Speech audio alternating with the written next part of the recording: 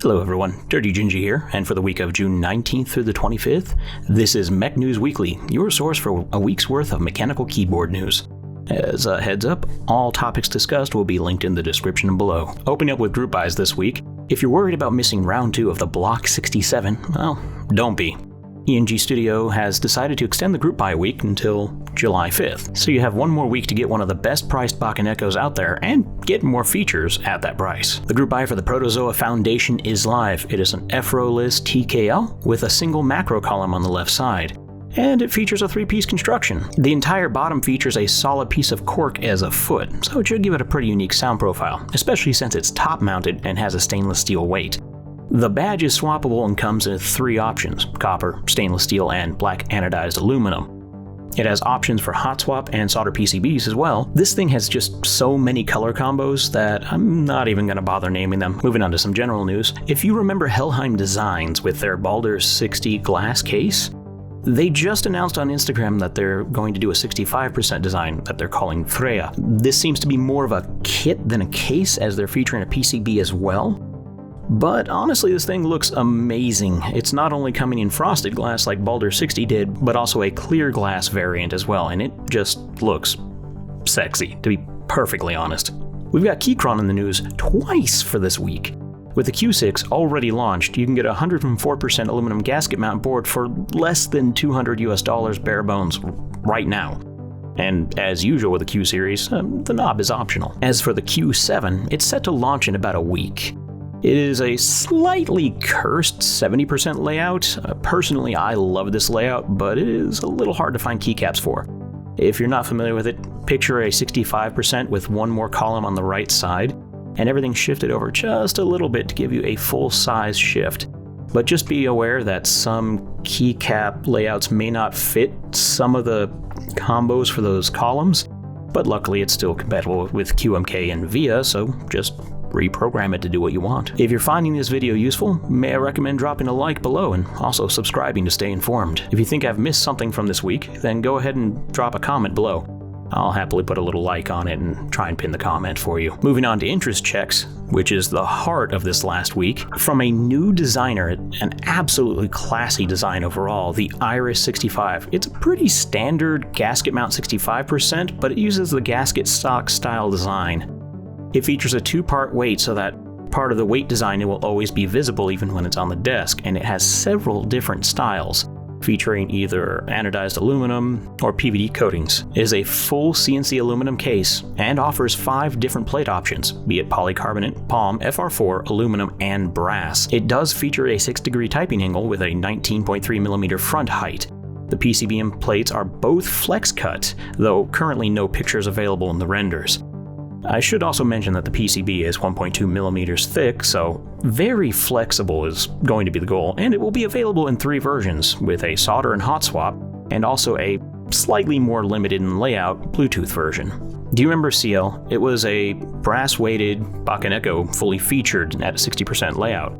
Well, now it's back as a 65% and with a little bit of minor tweaks based off of community feedback.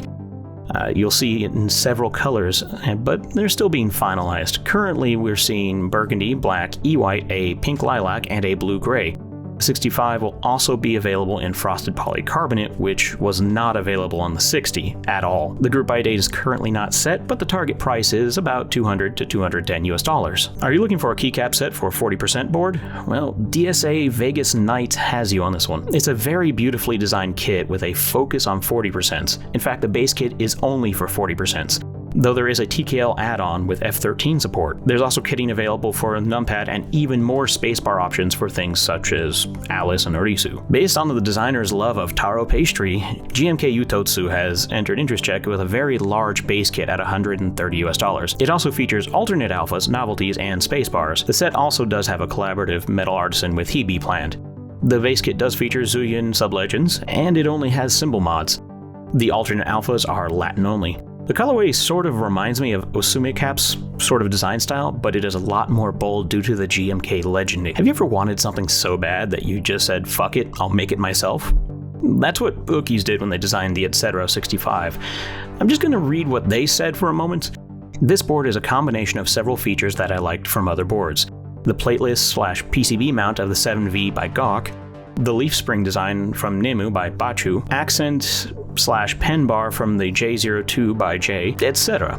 It has a 6.5 degree typing angle. It is primarily meant to be a plateless board, but it does include an FR4 plate that do prefer a stiffer typing experience. It features a PCB leaf spring top mount design, and yes, that accent bar is PVD copper. It's standard. The board comes in 3 colors, black, E-white, and beige.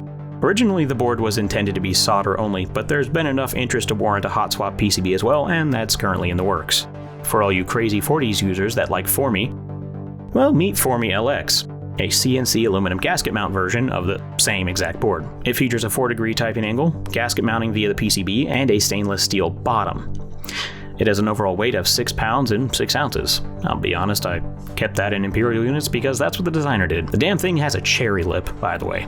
It should have all the same standard features you expect from the Formi. I'm getting massive 70s retro vibes from the Type Box. It's a design-forward board that still focuses on maximizing functionality with an 1800 plus XT layout.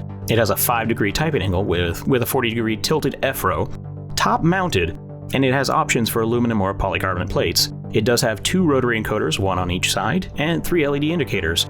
They have mocked up several colors, but nothing seems finalized just yet. A 69%? Nice. Board Beagle is an odd one. Named after the poor beagle shark due to sharing its short, stocky sort of shape, the board is a sub 60% plus F-row layout. It has a 4 degree typing angle and is sandwich mounted with an ABS plate. It is a full aluminum board with a C3 unified daughter board, weighing in at about 4 pounds and 13 ounces. Again, using imperial units because the designer chose to list it in imperial. Chieftain 42 is a premium case for the Khorne. This kit is case and plate only. It's meant to be an upgrade or alternative case for the normal Khorne. Both the case and the plate are aluminum and features an O-ring burger-style mount.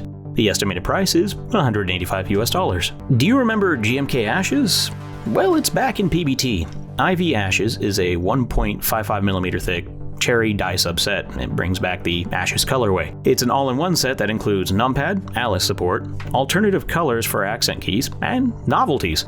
The Group I is planned to be unlimited, and there's an estimated 120-day turnaround. Currently, no pricing listed and no date listed. Anyway, that's going to wrap it up for this week. I want to thank you all for watching. Subscribe to stay in the loop, and I'll see you next week.